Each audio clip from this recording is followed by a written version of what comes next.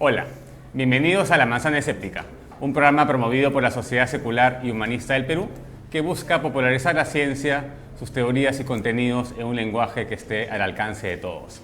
Les recuerdo que este programa está promovido por JB PIC Florida y por Testigo 13 de Javier Ponce. En este programa vamos a hablar sobre las enfermedades degenerativas, específicamente del Alzheimer y de las últimas investigaciones para resolver este mal. Y también vamos a tener el típico juego trónico donde vamos a participar. El invitado ha accedido ya a quedarse. Y también Luis Arbaiza va a entrevistar a Kiko Álvarez sobre el tema fascinante de física de partículas, ¿no? A ver qué giro epistemológico le dan a este mundo aparentemente ilógico de las partículas subatómicas. Entonces ya sin más comenzamos el programa. Mi nombre es Víctor García Belaunde y la primera sección la tenemos con Paola en el Byte de la Semana, que es específicamente sobre el tema central, que es el Alzheimer. Buenas noches, Paola, ¿cómo estás? Bien, Víctor, ¿qué tal? ¿Cómo definimos el mal de Alzheimer?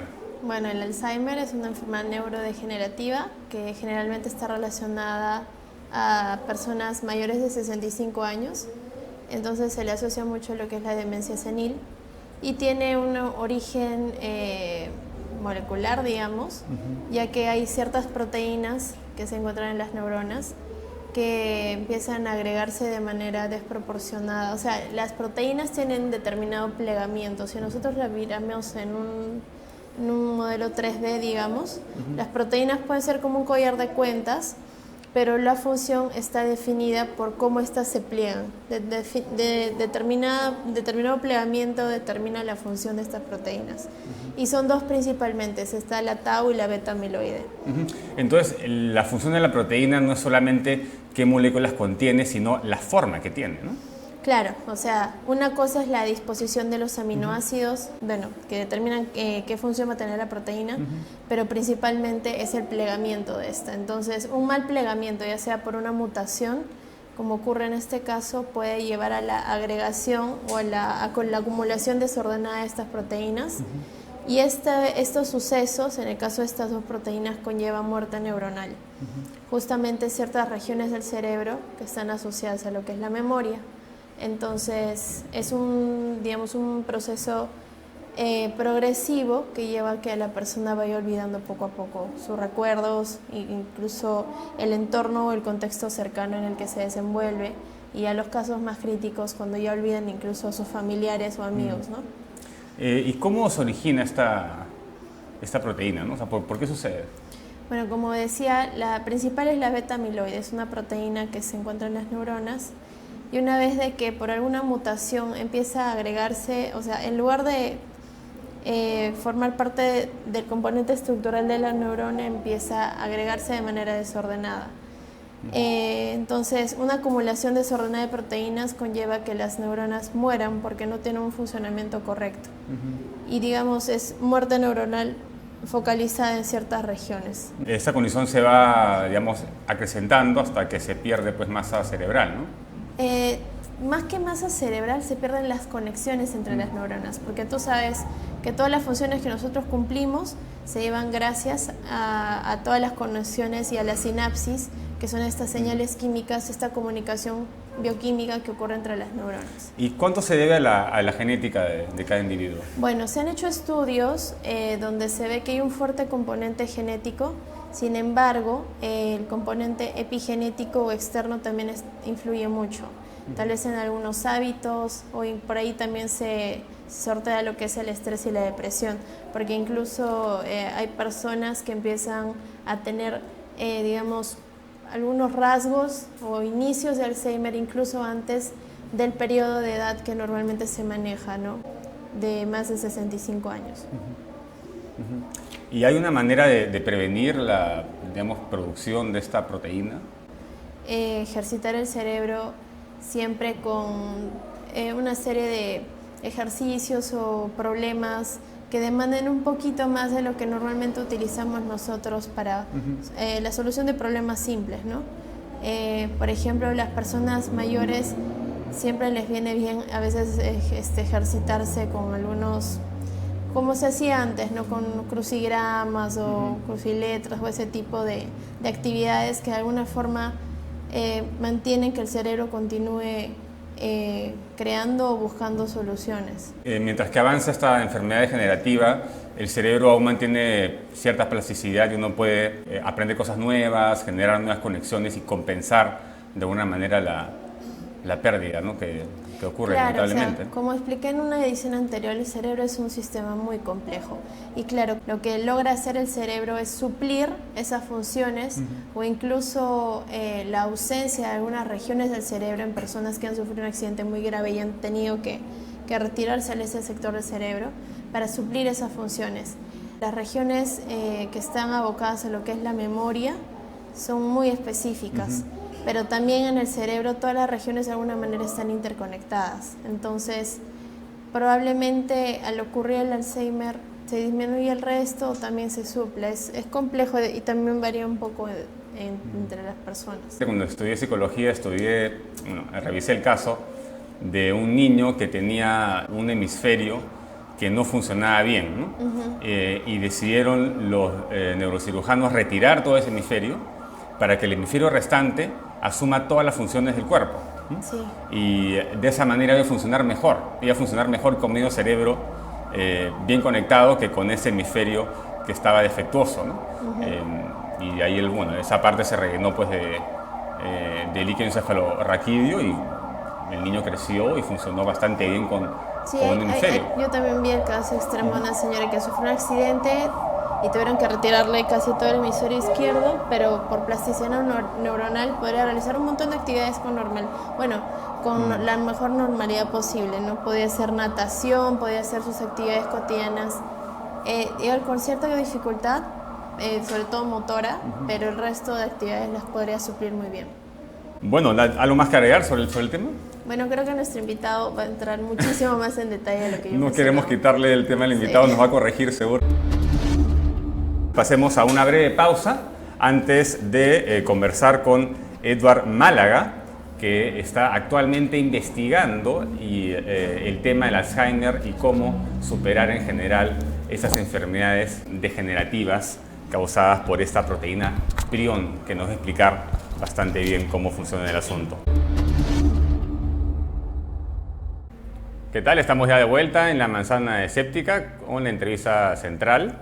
Vamos a hablar justamente de las enfermedades neurodegenerativas, sobre el origen de estas enfermedades, que hasta hace poco era un misterio, y hasta ahora todavía hay muchos asuntos que resolver, y obviamente si es que la cura aparecerá en pocos años, en muchos años, o tal vez no haya manera de resolverlas. Mucha gente padece esas enfermedades neurodegenerativas y es importante, sobre todo para la comunidad acá en el Perú, ya nos explicará ya Edward Málaga, que ya está en cabina. Él es profesor principal de la Universidad Peruana Cayetano Heredia y profesor asociado en la Universidad de Constanz en Alemania. Cursó estudios de biología y medicina en la Universidad Peruana Cayetano Heredia y luego realizó su doctorado en microbiología e inmunología en la Escuela de Medicina de la Universidad de Miami y el Instituto Max Planck para biología en Alemania. De ahí realizó una estancia postdoctoral en genómica evolutiva y biología del desarrollo en la Universidad de Constanz, también en Alemania, donde fue nombrado profesor asociado. Llevó a cabo especialidades en manipulación genética de peces, ya nos contará, parece que estos peces podrían ser la clave para resolver el tema del Alzheimer, y ya nos contará al detalle cómo esos trabajos de investigación son importantes para la comprensión de la degeneración y regeneración de las células, que es un tema clave para, supongo que no solamente las enfermedades neurodegenerativas, sino para tal vez ser más inteligentes, ¿no? Si uno quiere inyectarse... Ojalá, como el planeta de los simios, ¿no?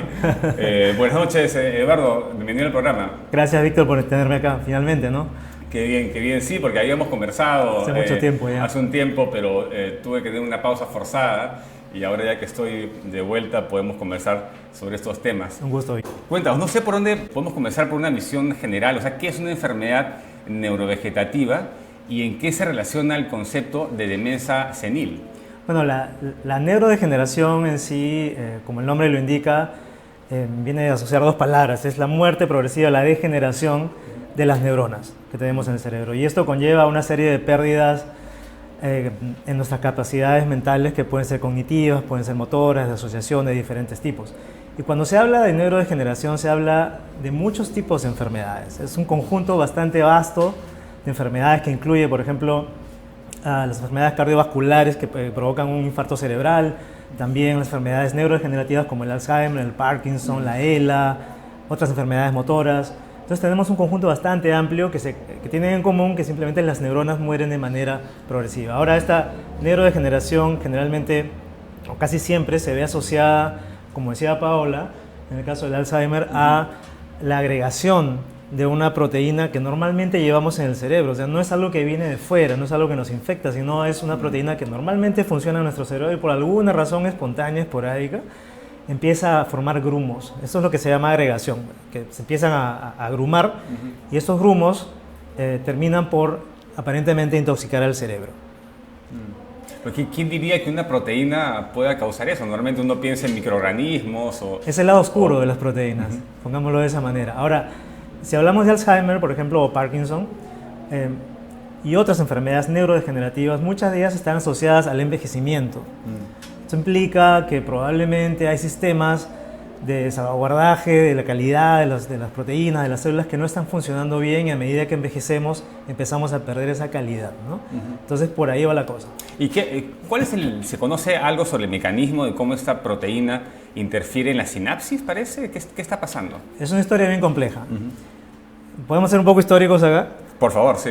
Bueno, en 1906, el doctor Alzheimer en la ciudad de Tübingen... ¿Donde estudiaste? Donde estudié mi doctorado, sí. Justamente. En esa época no me dedicaba a la neurobiología, pero finalmente las cosas tienen un sentido, ¿no? Bueno, lo interesante es que lo que él reportó fue una paciente que sufría de demencia. Y cuando hablamos de demencia hablamos de un término bastante general, porque demencia implica pérdida de habilidades cognitivas, básicamente. Puede ser orientación, puede ser recuerdos, memoria, asociación, aprendizaje, percepción de uno mismo, de la realidad. Y bueno, tenía una paciente con demencia, la cual eventualmente falleció, y cuando analizó la histopatología de su cerebro, tomó cortes del cerebro, vio que habían unos grumos que le parecieron muy extraños. Y con el tiempo el estudio de estos grumos llevó a la conclusión de que eran proteínas propias de la paciente y de los pacientes. Como bien lo explicó Paola, hay dos proteínas principalmente involucradas en este proceso. Una es la proteína tau, así se llama, y la otra es el amiloide beta. Hay teorías acerca de cuál es más importante, las dos están involucradas, pero ponte, digamos, en una situación lógica. Tú examinas este cerebro, ves esas placas amiloides, ves esos ovillos, y claro, asumes inmediatamente que es la presencia de estas sustancias los que causaron la enfermedad. Y este ha sido uno de los conceptos más extendidos en los últimos años, que la enfermedad de Alzheimer es producida por estas placas amiloides. Este concepto ha ido cambiando, por eso te digo que es un tema complejo. Hay una escuela que todavía mantiene y sostiene que es así. Sin embargo, en los últimos 20, 25 años se han venido dando nuevos estudios que han abordado las fases más tempranas de la enfermedad. Y si tú piensas en la proteína, ¿cómo una proteína puede interferir, no es cierto? La proteína es un monómero, es una unidad, es una sola molécula. Imagínate una esfera simplemente, ¿no? Y esta molécula, o una manzana, se va pegando a otras moléculas y va formando grupos de 2, grupos de 3, grupos de 5, grupos de 10. Cuando deja de ser un monómero y está en una asociación con pocas moléculas, tenemos un oligómero. Es una asociación de pocas unidades de proteínas. Y finalmente, como va creciendo el modelo, el proceso, vas a llegar a un polímero, que es una masa enorme de monómeros, ¿no? Un racimo enorme, que es lo que visualmente es apreciable en el cerebro. Ahora, esos oligómeros, los estadios iniciales del proceso de agregación, son los tóxicos. Es decir, si tú tomas animales de laboratorio, les inyectas en el cerebro las placas amiloides, que son enormes, muy probablemente, o en la mayoría de los casos, no va a haber enfermedad neurodegenerativa.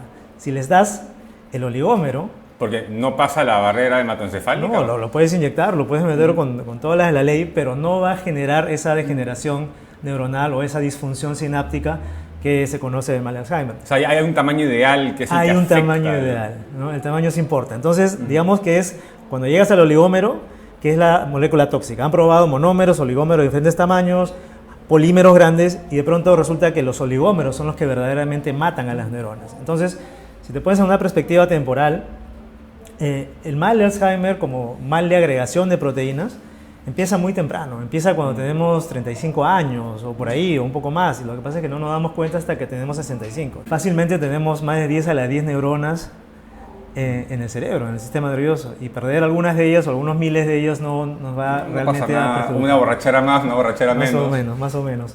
Entonces,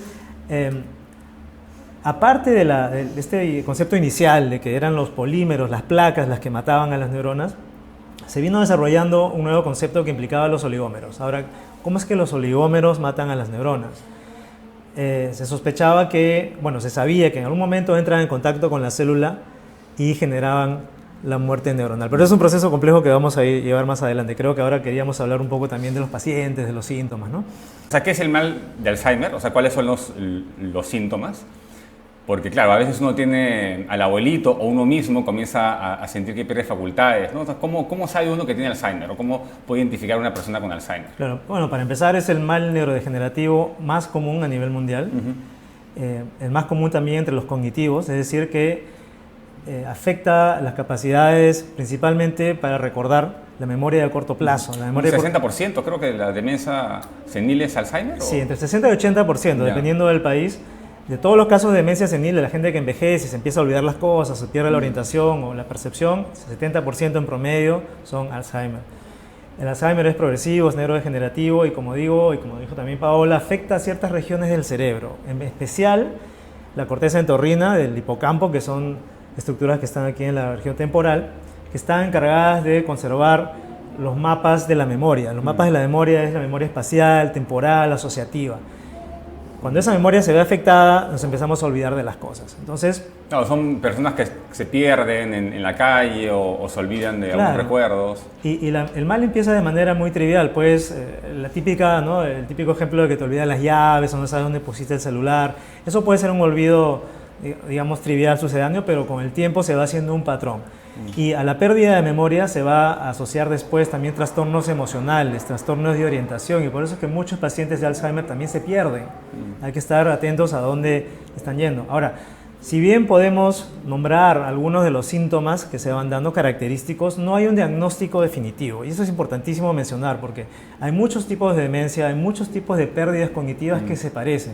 Y si tú vas por el libro, ¿no? La definición del libro, así, bueno, hay una definición de Alzheimer, es así, pero cada enfermedad neurodegenerativa como el Alzheimer tiene un abanico de presentaciones clínicas. ¿Cómo haces para diferenciar entre Huntington, Parkinson, Alzheimer? Exacto. ¿Qué necesitas? Entonces, el único diagnóstico definitivo para el mal de Alzheimer es post-mortem. Es la única manera de saber a ciencia cierta. Una de las áreas de mayor desarrollo e investigación actualmente es tratar de encontrar lo que se llama biomarcadores. Es decir, por ejemplo, tratar de evaluar tu líquido cefalorraquídeo por la presencia de algunos amiloides o de algo que indique que estás empezando a generar esta historia. ¿No puedes sacar una biopsia de una zona donde se acumula la proteína, identificar? No, porque generalmente el daño no es fácil de ver hasta que ya causó estragos en el cerebro, ¿no? Entonces no hay un diagnóstico definitivo. Y lo que hay es una alta probabilidad. Lo que te dicen, bueno, el cuadro, bueno, te hacen un test cognitivo, te hacen diferentes pruebas y llegas a la conclusión de que probablemente tienes mal de Alzheimer. Primero, ¿cómo se trata? ¿Hay una manera de retrasar el progreso de la enfermedad? Por lo menos actualmente, ¿no? ¿Y qué tan rápido puede avanzar, no? A ver, vamos por partes. ¿Qué tan rápido puede avanzar? Depende de cuánto te agarra. Ya. Hay la enfermedad típica de Alzheimer, que es a partir de los 65 años, y hay la enfermedad, lo que se llama el early onset o el inicio temprano, que esa se da a partir de mutaciones. Cuando tienes mutaciones, el avance es mucho más rápido, te puede dar cuando tienes 40, 50 años. Sin embargo, eso es aproximadamente el 5 o 8% de los casos. La gran mayoría de los casos son esporádicos, es decir, te pasa porque sí. No tienes una mutación, no tienes nada asociado, no tienes un linaje en la familia. O sea, no hay una cara genética como la mayoría de gente. Hay un aspecto menor genético. Es decir, hay un grupo de pacientes, un 5%, como te digo, que sí tienen una mutación que provoca el Alzheimer. Pero la gran mayoría de los casos no hay mutación y la proteína simplemente empieza a volverse loca. Ahora, ¿cuánto tiempo progresa el mal? Desde que aparecen los primeros síntomas se habla de un promedio entre 6, 8, puede ser hasta 10 años, si es que empiezas a los 60, 65. Si te detectan el mal a edad avanzada, a los 85 años, obviamente va a ser mucho menos, ¿no? Pero diría que no pasa de la década. Depende de los cuidados también. Cuando preguntas qué se puede hacer, ¿no? ¿Qué tratamientos hay? Bueno, no hay un tratamiento que cure el Alzheimer y por lo tanto lo que hay actualmente es intentar paliar algunos efectos. Por ejemplo, tú sabes lo que son los neurotransmisores, son los mensajeros entre las neuronas que nos permiten recordar y asociar y pensar. Y algunos de estos neurotransmisores se ven afectados durante el mal de Alzheimer, es decir, no permite que a la vez que van degenerando las neuronas, estos mensajes se van perdiendo. Entonces, por ejemplo, hay unos químicos, la colinoesterasa, por ejemplo, que lo que hacen es evitar que estos mensajes se destruyan y que permanezcan más tiempo dando vueltas en el cerebro de manera que puedan ser tomados y recibidos. Y hay otras estrategias que lo que hacen es evitar ciertos daños que también son causados por otros neurotransmisores. Una de las hipótesis más sólidas en cuanto a cómo se produce el daño neuronal es que el amiloide lo que hace es generar una cascada molecular, una serie de eventos dentro de la célula que finalmente va a conllevar a que la antena que recibe los mensajes, que es el neurotransmisor, que normalmente está en la superficie de la célula, está esperando ahí el mensaje, normalmente tiene un tiempo de vida. Sale, recibe un mensaje y vuelve a meterse. Sale, recibe un mensaje y vuelve a meterse. Lo que pasa en el Alzheimer es que hay una disfunción en la regulación de esta salida de la antena que deja la antena encendida todo el tiempo. Cuando la antena está encendida todo el tiempo, el mensaje está constantemente en on. Y eso genera lo que se llama excitotoxicidad por glutamato, que es el neurotransmisor. Entonces, una manera de paliar eso es darle al paciente o a las neuronas una sustancia que va a inhibir esa antena para que no mate a la neurona por excitación. Son trucos, digamos, bioquímicos que lo que hacen es reducir algunos de los efectos que se producen por la disfunción de la neurona. Y lo demás es calidad de vida. Probablemente habrás oído, bueno, hay muchos mitos, ¿no? De que el Alzheimer puede venir del estrés, de la mala alimentación. Yo tengo un punto de vista personal al respecto. Yo creo que simplemente cualquier enfermedad va a mejorar si te alimentas bien, si estás en buen estado de ánimo. O sea, no es una cosa, digamos, específica para, ¿no?, el Alzheimer. Pero justo discutí esto ayer cuando me preparaba para la entrevista. El Alzheimer afecta el área cognitiva del cerebro, ¿no? Pero no afecta, no sé si afectará, digamos, las partes más basales del cerebro que regulan las funciones autonómicas. O sea, el Alzheimer no te mata finalmente, ¿o no? Eso solamente hace que te olvides de comer o de querer vivir y si no te cuidan, exacto, te mueres, ¿no? Exacto. O sea, pero no te genera, digamos, un corte de un órgano, o sea, te paras de respirar o se te para el corazón por el Alzheimer, por esta proteína, ¿o sí? Exactamente, no produce eso. Ya. Justamente cada enfermedad neurológica o neurodegenerativa tiene un campo de acción. El campo de acción del Alzheimer es la parte cognitiva, la parte que te permite... Que finalmente, indirectamente, te acaba reduciendo los años de vida, ¿no? Claro, y desde el punto de vista metafísico, filosófico, es tremendo, porque la tristeza, te imaginas ser el pariente de una persona con Alzheimer, un paciente con Alzheimer, ves cómo tu ser querido se va desvaneciendo, va perdiendo su esencia, va perdiendo su identidad, y bueno, es algo irreparable, ¿no? Bueno, hay toda una discusión sobre el tema de la eutanasia, si debería permitirse para pacientes con Alzheimer que no tienen dolor físico tal vez, pero el dolor psicológico de perderse uno mismo es tan grande que debería, pues, permitirse, ¿no? Claro, hay incluso pacientes que antes de entrar en la etapa avanzada ya son conscientes de lo que va a venir y desearían, ¿no?, con todas sus ganas, no pasar por eso, ¿no? Es comprensible. ¿Cuál es la frontera en la investigación del Alzheimer? O sea, ¿qué se está investigando actualmente, ¿no? ¿Y qué expectativas hay de que vaya a tener a una cura tal vez en un futuro cercano? Ok, ahora vamos a entrar un poco en la parte compleja, que es la parte molecular, que es lo que me gusta. Perfecto. Te decía que el amiloide beta como oligómero entra en contacto con la neurona, está dando vueltas por ahí, se pega a la neurona y causa su muerte. Ya, ¿cómo es que la causa? Una de las hipótesis más, probablemente más veraces, que está ya prácticamente confirmada, es que estos oligómeros producen una serie de señales químicas dentro de la célula que conllevan a la muerte. Señales químicas, por ejemplo, liberación de calcio dentro de la neurona. El calcio es un elemento que en excesivas cantidades puede generar la muerte neuronal. Pero, por lo mismo, uno esperaría que, claro, si tú generas un químico, un anticuerpo que bloquee ese amiloide, que evite que se agrume, que se pegue, podrías evitar la enfermedad. Es la primera línea de acción. Se ha tratado de hacer eso, no ha tenido mayores resultados. A veces tiene resultados en células, a veces tiene resultados en ratones, pero no en humanos, y viceversa. Entonces es complejo el tema. A medida que lo vas llevando en investigación, puede que sea algo promisorio, pero no llega a buen puerto necesariamente. Otra estrategia es no solo evitar que los amiloides se peguen entre sí para formar las placas, sino evitar que entren en contacto con la neurona para que la maten. Entonces buscas algo que sirva de barrera, algo que se pegue al amiloide o a la célula y que evite ese contacto. Eso veremos. El método de barrera. El método de barrera. La otra, digamos, estrategia... Pero esa barrera tendría que ser un filtro, ¿no? Claro, porque un filtro... tiene que pasar... Eso es lo que se llama un inhibidor, porque si el amiloide se pega a la neurona, entra en contacto con la neurona, no es en cualquier lugar de la neurona, es en sitios específicos de la neurona. Si tú puedes bloquear esas puertas por donde está entrando, como un virus, pues podrías evitar esos... Y aquí entra un poco el tema que me interesa a mí, en lo que estoy trabajando directamente. Como sabrás, yo he trabajado por mucho tiempo en las enfermedades priónicas, que es el mal de vacas locas, el Creutzfeldt-Jakob, que es muy parecido al Alzheimer, tiene un tiempo de incubación muy largo, es neurodegeneración progresiva, es mortal, es irreversible. No, y tu trabajo con peces, me parece muy interesante, no sé si puedes mencionarlo, porque has regresado de Alemania para promover esta investigación en el Perú, ¿no? El Perú podría ser uno de los primeros países, gracias a ti, en plantear el camino hacia una cura.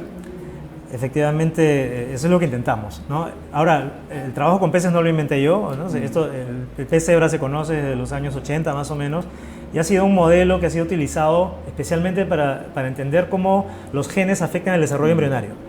Y también porque son transparentes los peces. Y los embriones... Uno puede ver los órganos, cómo se desarrollan sin abrirlos, ¿no? Exacto, se trabaja con embriones.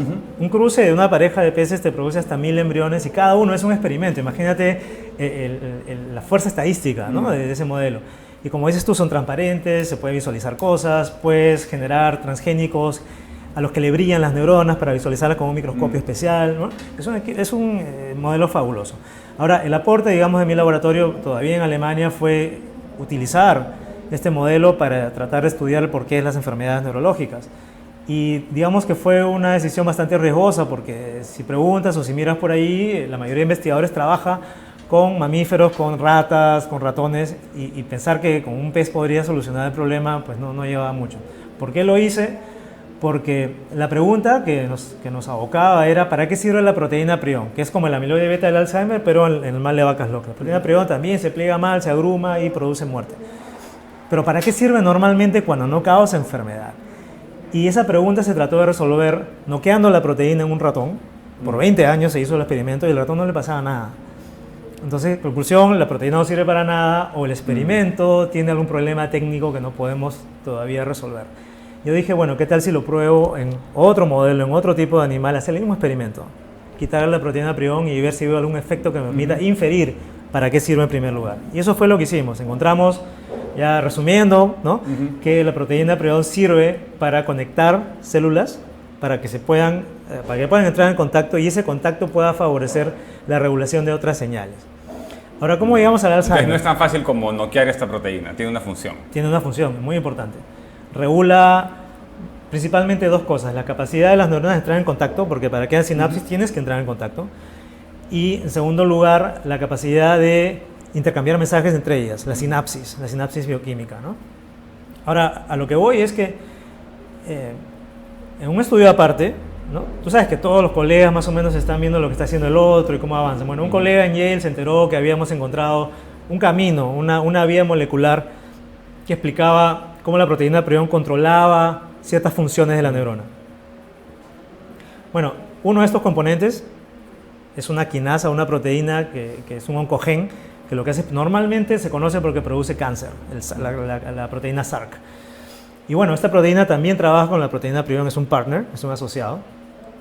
Y lo que los colegas en Yale vieron es que en el Alzheimer, la primera gran sorpresa es que el amiloide beta no simplemente se pega. Imagínate que esta manzana es la neurona, ¿ya? Que el amiloide beta no viene y se pega y causa la muerte simplemente. Se pega en el lugar donde está la proteína prión. Entonces la proteína prión es la antena del amiloide, es la contraparte del amiloide. Ahí donde está la proteína prión, el amiloide viene, pum, y causa el daño neuronal.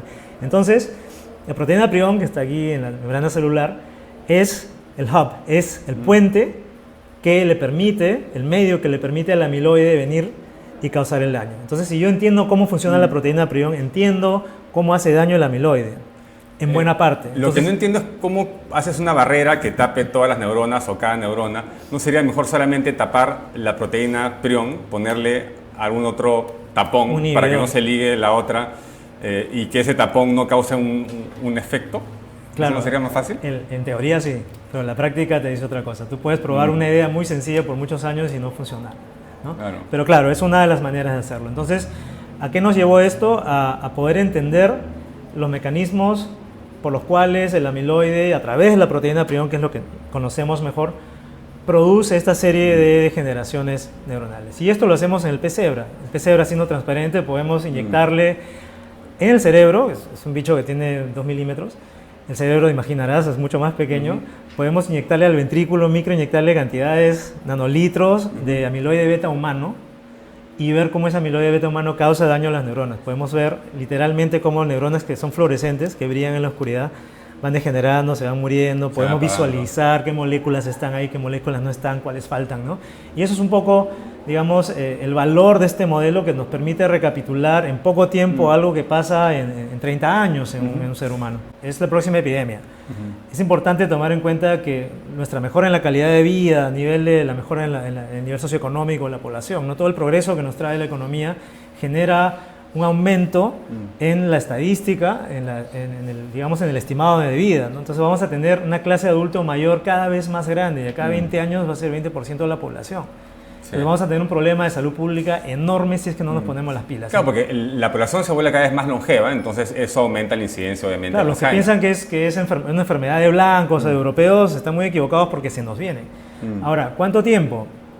Todo depende de cuánto se invierta en la investigación, y hay muchos signos alentadores en el primer mundo, porque muchas agencias digamos, de financiamiento están ya financiando grandes proyectos para comprender mejor el cerebro, para poder frenar estas enfermedades. Yo diría que, mira, si encontramos hoy día un rango, por lo menos, tal vez. Claro, si encontramos una droga que funcione en seres humanos el día de hoy, hasta que sea aprobada y testeada, estamos hablando de 5, 6, 8 años. Sí, Ese es el momento que la tienes. Entonces, si asumes que en cualquier momento puede aparecer ese compuesto, son por lo menos 5 o 6 años. Yo diría 10 años, yo diría 8 o 10 años, con suerte, para tener los primeros tratamientos realmente, porque ahorita lo que estamos haciendo es dar paliativos, no tenemos tratamientos reales, para evitar que se forme los amiloides, para evitar que se mueran las neuronas. ¿Y crees que va a ser una sola droga que solucione el problema de arranque, porque es un solo problema, que es Probablemente no. Probablemente no. O sea un conjunto de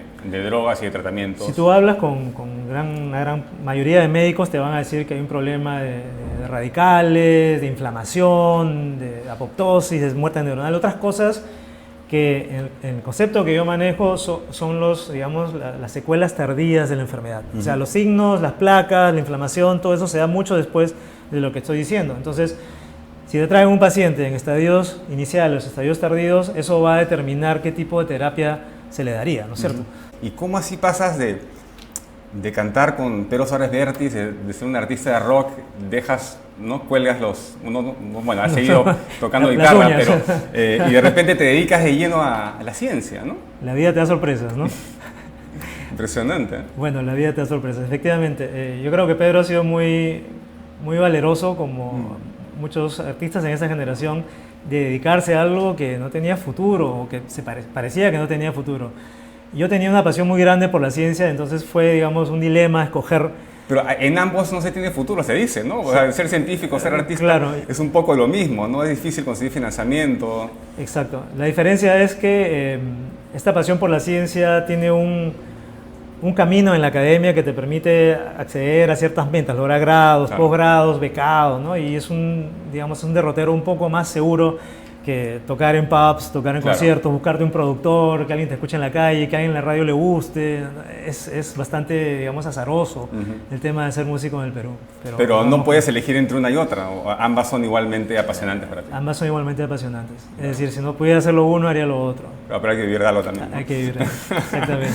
Bueno, muchas gracias por venir acá. Estuvimos con Edward Málaga, que es neurobiólogo, hablando sobre las enfermedades degenerativas. Él está encargado acá, supervisando, investigando sobre la manera de evitar que esta proteína se acumule en el cerebro y genere esas enfermedades degenerativas. Y antes de continuar con el siguiente juego trónico, creo que es el quinto o sexto, ya.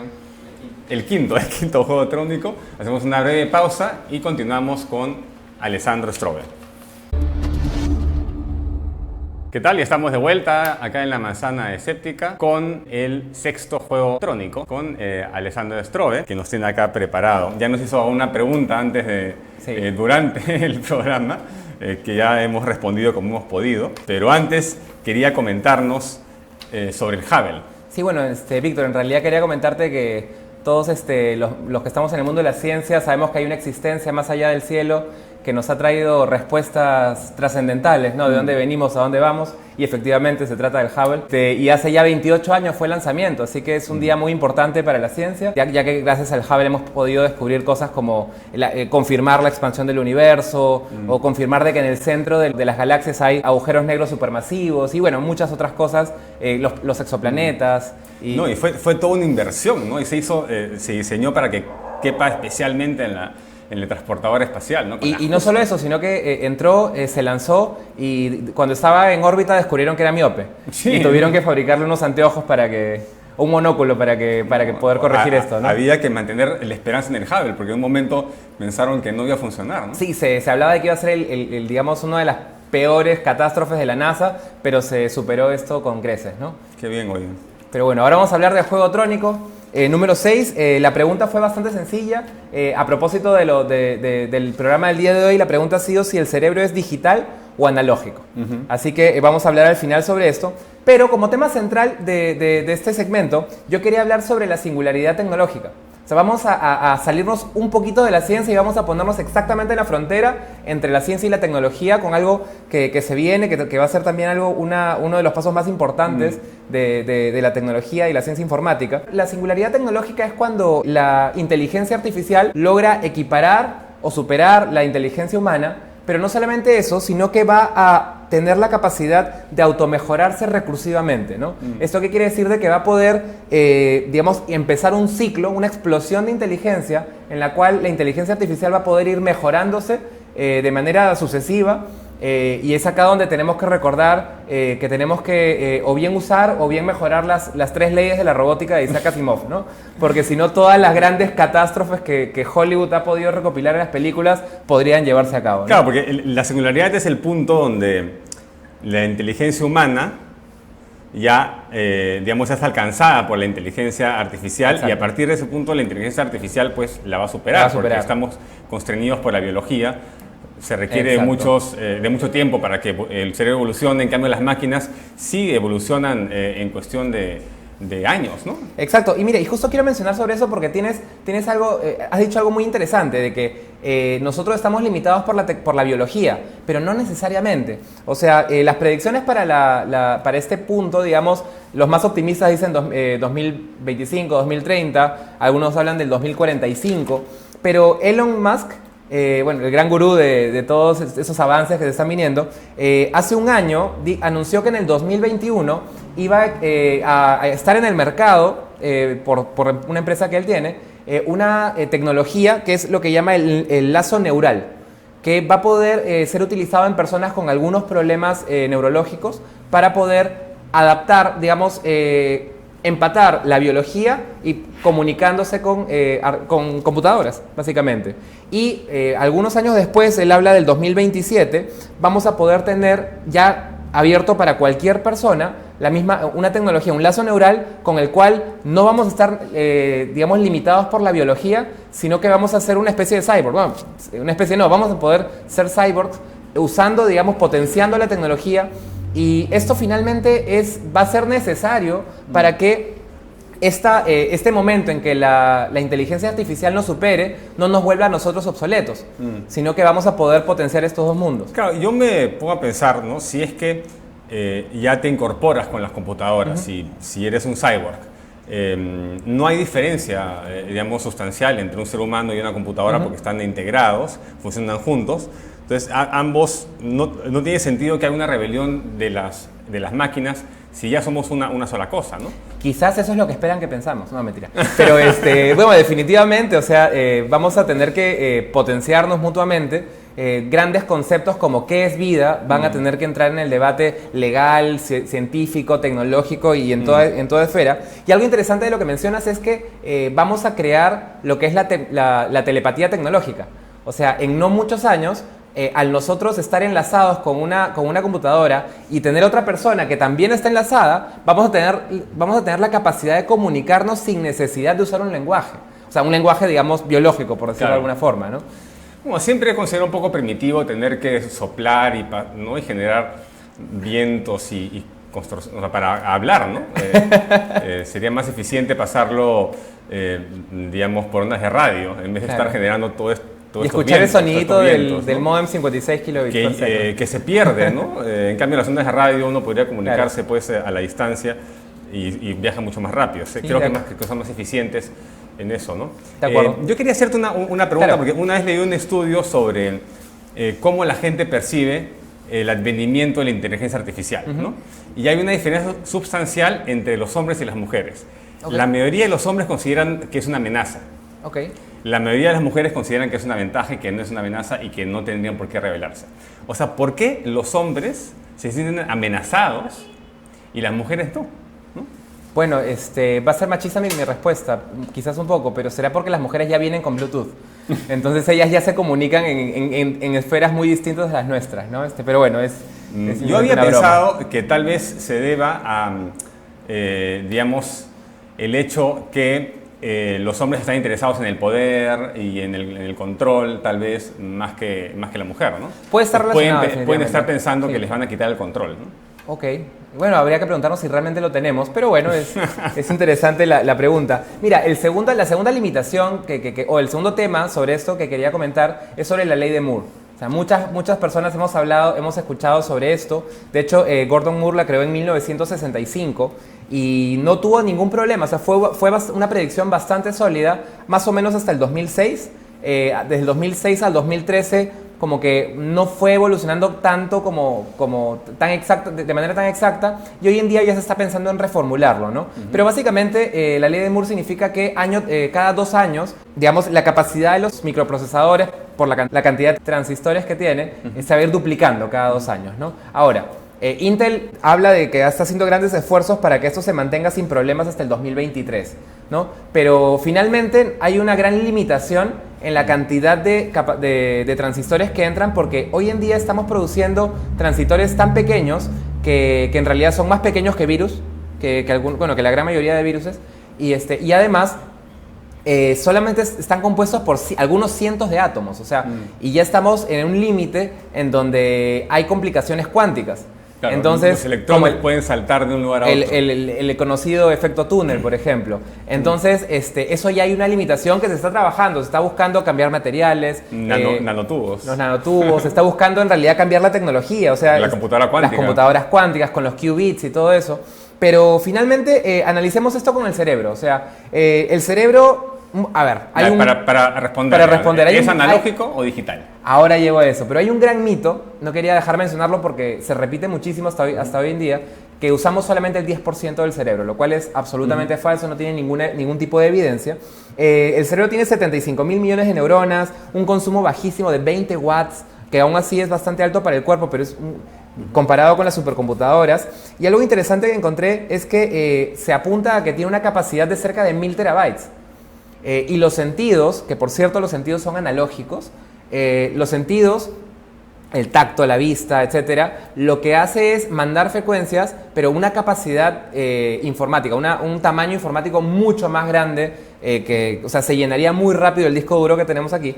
Y además, o sea, hablamos de que la vista solamente produce gigabytes por segundo, pero lo interesante del cerebro es que no tiene o sea, si bien recibe información analógica, no almacena de manera textual, como computacionalmente hablando. Representa las ideas por aproximaciones. O sea, nosotros podemos tener recuerdos que son modificados, lo sabemos, por eso mismo, porque no es una tecnología binaria o no es una tecnología cierta. Pero los impulsos que tiene el cerebro sí son on-off. O sea, prendido, apagado. Estamos hablando de que si te tocan en la piel, manda un impulso y si no, no lo manda, ¿no? Claro, entonces... activo y en reposo, ¿no? Activo y en reposo, O sea, exactamente. En pulso y en reposo. Pero la información sí tiene cierto nivel de ser analógica, por decirlo así. Por las ramificaciones que sean, ¿no? Las ramificaciones tienen que ver Por con las lo que se ramificaciones observa. y por el por cómo fluye y cómo llega la información. O sea, Interesante. en los sonidos y todo. Entonces, bueno, la respuesta básicamente era ninguna de las anteriores. Sí, Paola, bueno, analógico, porque el lado biológico definitivamente es muy lo que decíamos de analógico. El resto sí dijimos, Víctor, Luis y Edward dijo que eran ninguna de las anteriores. Evidentemente Luis por su escepticismo absoluto.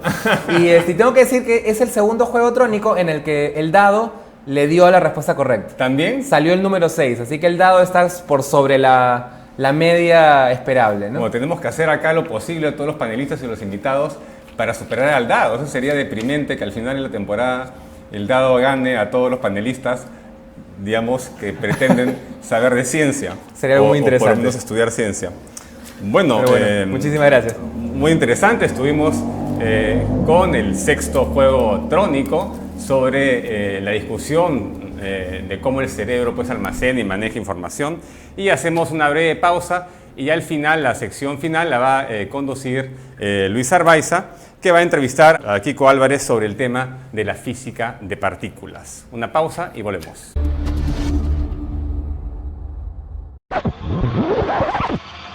Buenas noches, estamos en el lado B y ahora, ya que estamos hablando del cerebro, vamos a hablar sobre una de las cosas más interesantes que hace el cerebro, que es hacer hipótesis. Y acá Enrique Álvarez Vita ha hecho una investigación autodidacta sumamente interesante y sumamente compleja, y me parece radical, sobre física de partículas. Dado que estamos en el lado B y siempre estamos hablando de la epistemología y la ciencia, una de las cosas más fascinantes de la ciencia es la capacidad de hacer hipótesis, es decir, que se te ocurran cosas más allá del canon. Y más o menos eso es lo que ha hecho Kiko. Tú me dirás si estoy con lo correcto. Quiero resumir más o menos la idea central. Todos saben, bueno, no sé si todos sabemos, pero todos deberíamos saber que las partículas subatómicas se enfrentan al vacío cuántico. Es decir, en este vacío cuántico no está completamente vacío, ¿no es cierto, Kiko? Sino que en él aparecen, como creo que ya han dicho varias veces antes en el programa, partículas virtuales. Entonces, fíjense, un electrón, digamos que es negativo, se enfrenta a estas partículas virtuales, que son positivas y negativas, positrón y electrón virtuales. Y bueno, que el negativo se va a juntar con el positivo. Entonces fíjate que este positivo, este positrón virtual, le va a restar negatividad, ¿no?, al electrón, y entonces cambia su carga. Hasta ahí es la física estándar, hasta ahí es lo que se llama la ciencia normal, que llamaba Kuhn. Pero Kiko tiene la hipótesis de que, además de esto, este positrón virtual se va a enfrentar y va a atraer naturalmente a electrones virtuales y este otro positrón virtual, y así hasta el infinito, o por lo menos incontablemente. Es una secuencia de tipo fractal que va hasta el infinito y es convergente, ¿no? Matemáticamente convergente. O sea, ¿qué significa eso? Que el electrón en el centro mismo que es una partícula puntual de acuerdo al modelo estándar, la fuerza repulsiva es nula, se anula completamente, ¿no? Y eso sale de manera natural de las ecuaciones. No, porque lo normal es que en la física estándar se llega a unas paradojas o a una situación, digamos, que es imposible, que es que, digamos, al centro, digamos, de la nube electrónica, del electrón, de su nube de probabilidades, tendría que ser las energías infinitas. Exacto. Y eso es algo, justamente de eso que podremos hablar también. Para los matemáticos no se hacen ningún asco de los infinitos, o sea, para ellos como si fuera su primo, digo.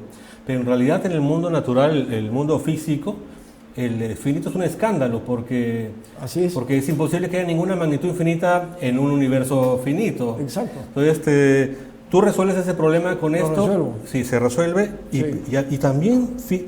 Y también resolvería los problemas de la singularidad, porque la singularidad es un gran piedrita en el zapato de la física teórica. Así es, efectivamente. Luego de aplicarlo al sistema de las partículas elementales de la naturaleza, del mundo subatómico, lo que hice fue abordar la misma metodología a la teoría de la relatividad general. Sí, ¿no? listo. El gran reto. que es donde efectivamente se producen ciertas cuestiones que no tienen explicación cuando la teoría de la relatividad la llevas a niveles de escalas de Planck.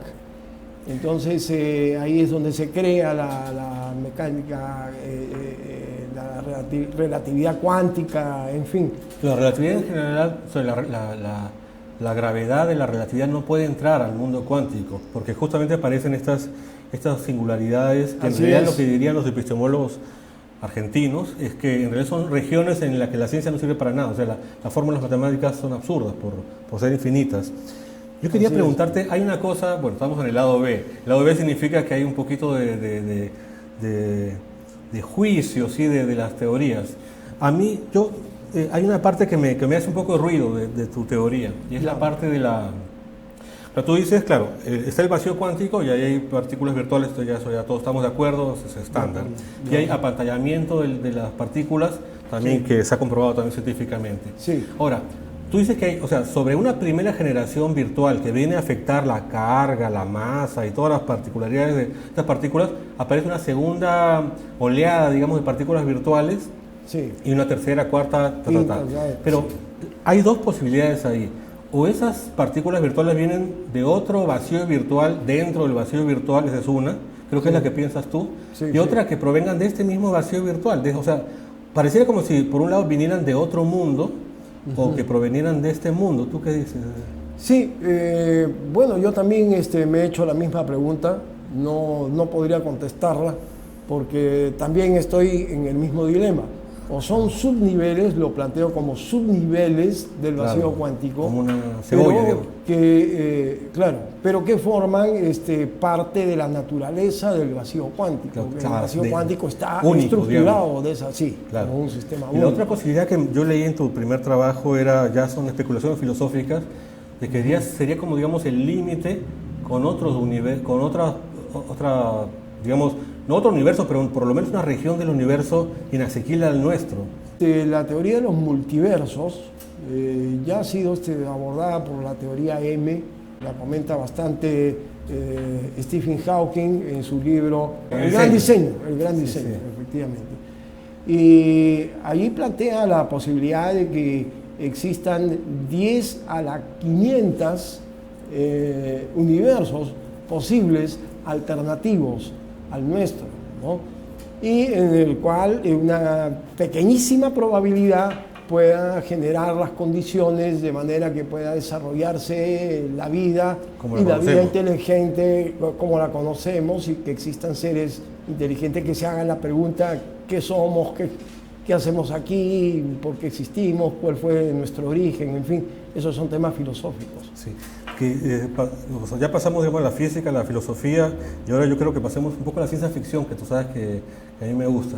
Hay una de las ideas que a mí me parecieron radicales, y con eso lamentablemente no tenemos que acabar la conversación, es esta idea de que así como hay una partícula virtual, digamos, el protón y el electrón y el positrón, que son antagónicos, tienen que aparecer juntos y desaparecer juntos, también tú dices que puede ser que este universo, o sea, este universo es un universo de materia. En realidad debería estar vacío, porque según la materia se aniquila con la antimateria.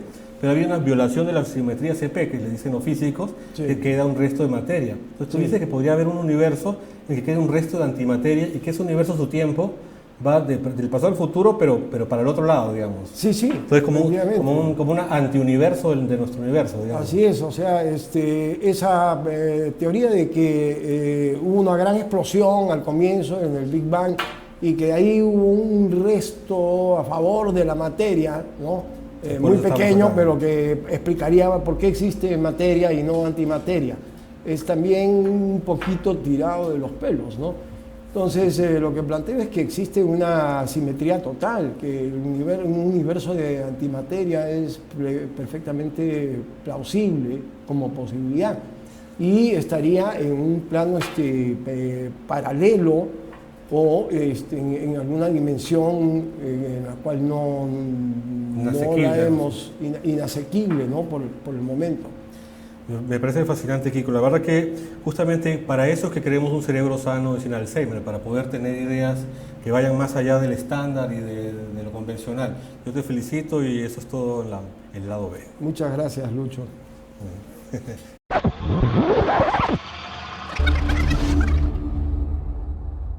Bueno, ese fue el lado B con Luis Arbaiza, donde hablaron de física de partículas y digamos, las bases físicas y los problemas epistemológicos que surgen cuando se piensa en universos paralelos y teoría M. También, bueno, el programa central fue sobre Alzheimer, en general sobre las enfermedades neurodegenerativas y sobre la frontera de la investigación y sobre la esperanza que tienen las personas que ya muestran seguramente síntomas de una enfermedad degenerativa, ¿no? Puede ser que en 10 años aparezca alguna cura y con algunos paliativos uno pueda recuperar las facultades cognitivas. Bueno, les recuerdo que esta fue una edición más de La Manzana Escéptica y estamos en la edición 43. Así que espero que nos sigan acá en Onda Digital todos los martes a las 9 de la noche y los invito a seguirnos en la siguiente edición. Chao.